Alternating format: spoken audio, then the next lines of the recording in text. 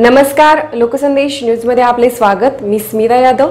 पाहूयात काही विशेष घडामोडी।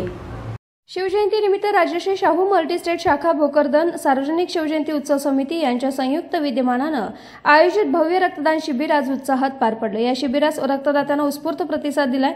स्वयंस्फूर्तीने रक्तदात्यांनी रक्तदान करून आपली सामाजिक जबाबदारी पार पडली।